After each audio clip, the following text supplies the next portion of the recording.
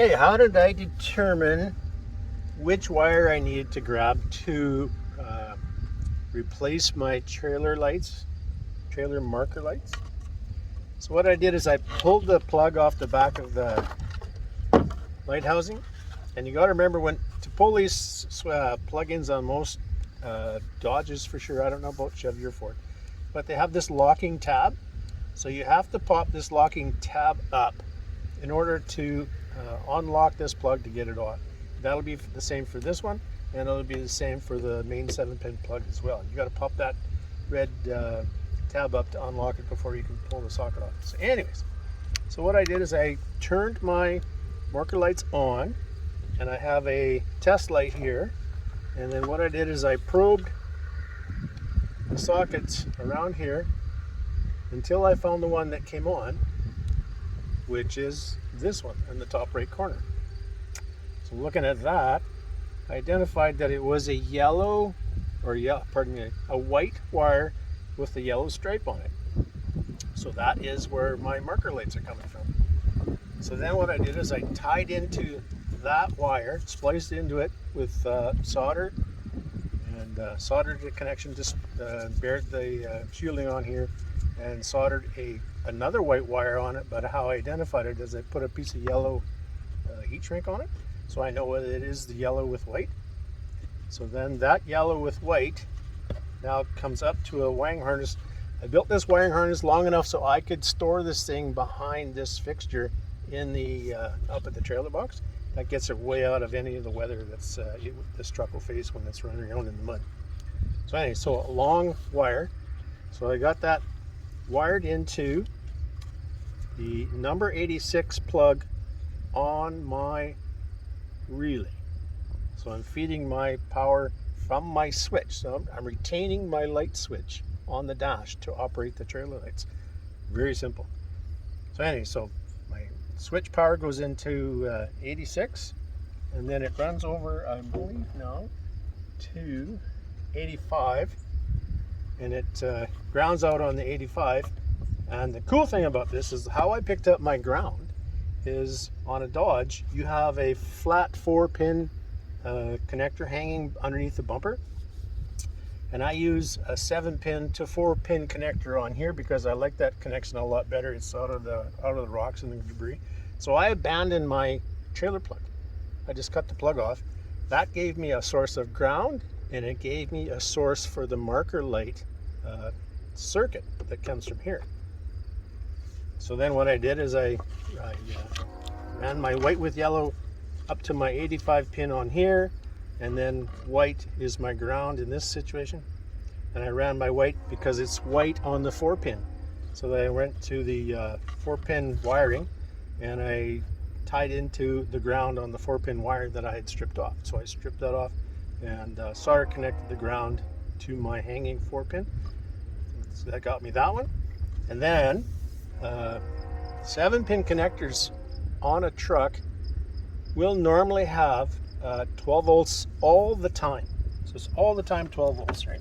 That's going to be my power source to run my marker lights on my trailer. That's where I'm going to grab my power from. So you need to determine on the back of your plug, you have to pull that harness off. The assembler is pulling this one off. Pull it off and just identify which wire is 12 volts all the time. And you have to peel the harness covering sheathing back to expose all the wires, and then just figure out which one is 12 volts all the time. That's going to be your power source. So again, you strip that, solder it on, cover it, tape it, make a big ball of tape on it, and then leave yourself enough wire to come out again for a long hitch, because I go back up to the back behind this and the trailer truck box. So now I have a hot wire coming up, which I fused because I removed the fuse. The fuse isn't operable on my fuse box under the hood. So I fused my power. So if anything goes wrong with here, it'll break this fuse. So my 12 volts is going to be dead there. So I go 12 fuse 12 into number 30 on this relay, 4-pin relay. So number 30 power in, and then power out I don't know if you can see this. This is my brown that's actually going to the brown on my 4-pin that I abandoned. So I just used 2 wires. I use a ground on there, and I use my brown, which is my marker light circuit. So plug those all in, and then I have a tester that tests my circuit to see that I have power coming out on my 7-pin in the right order. And I didn't have trailer lights when I started. That light didn't start up. I did have a left turn, right turn. I did have the 12 volts. And what else did I didn't have?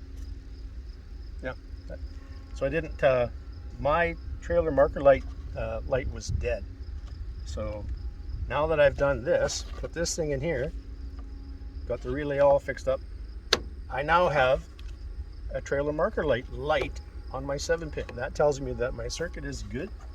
What I also did on my main harness for the marker light circuit that's going back towards the circuit board, the fuse box, I cut that. Just abandoned it because I didn't want to backfeed power to my circuit box. I didn't want to be messing with that. So I severed that connection. It's replaceable. I just cut it. If I ever come up with another circuit box, I don't know why I'd want to do that. I just love the $5 solution, just putting this thing in here. So that's why I did it. So grab my power off my signal light. This is old school parking. This is old school wiring. When you had an old 1967 Ford truck and you put a trailer on it, you just grabbed your power off your back light harness. This is what I'm doing. But I'm using a relay, so I'm not going to be messing with any of the computer or the body control module, because demand on a switch part on a relay is very minimal. Your body control module probably won't even notice that. So anyways, that's what I did. That's how I did it. So relay, marker lights, got the marker lights off the closest one. If you have a left turn signal light out and that's what you're trying to repair, same deal. Just find the left turn flashing light on here and grab the power from there. And again, use the 12 volts off the 7-pin. If it's your right light that you're missing, go do that. If you're missing 2, well, you're going to have to add in two relays, and you can splice your 12 volt power to the other, whichever one you want. You can bore the power from your always on 12 volts. So anyways, that's pretty much how I did it. And as the video shows, my trailer, I got trailer lights all of a sudden. So there you go. Hope this one helps somebody.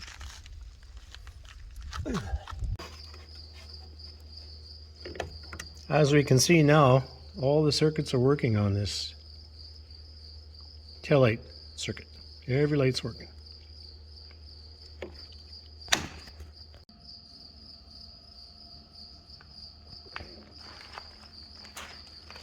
Okay, in order to figure out how long I wanted my harness to be, I just fed a wire down through the path that I wanted to go. Kind of started out about the rear hitch, and then I routed it under the truck where I needed to go, and then I'm going to be stuffing the relay up here. So going by that, then I need 3 pieces of wire that just are that long. So a piece of white wire, a piece of brown wire, and a piece of red wire. So that's how we determine the length of the harness that I needed to do. And there's one ground wire from the light switch. This is about half that length, but you'll figure that out.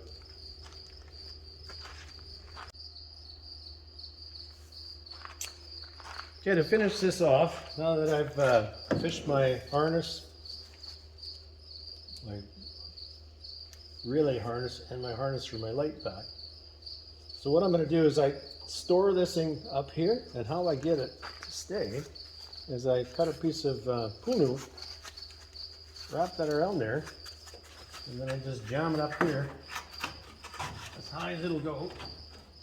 Just put that behind there, feed the wires back there, and then reinstall the tail light.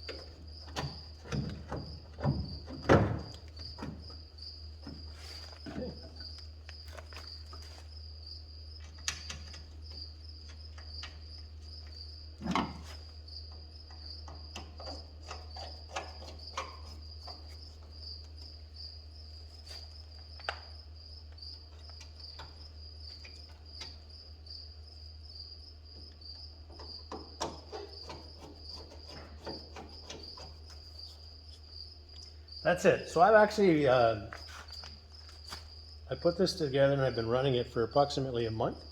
And that pool noodle has not moved from up there. I took this all apart to backtrack and show everybody what I did.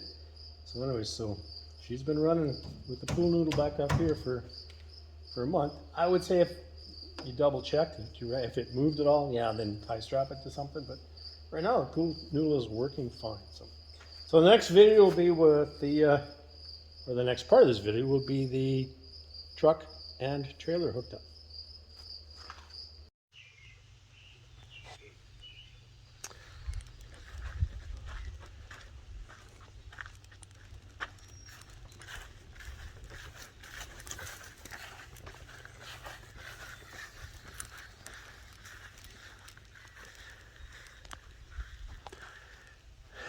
So it's been 2 years since I've had actual trailer taillights. 2 or 3 years. And that was caused by the Dodge truck fuse box affliction, where there's a couple of failed relays on a circuit board. Relays are presently unobtainium worldwide. So, after some creative wiring and a 12-volt relay, voila. I can haul this thing home tomorrow night or early Sunday morning, probably 2 o'clock, after Canada Day.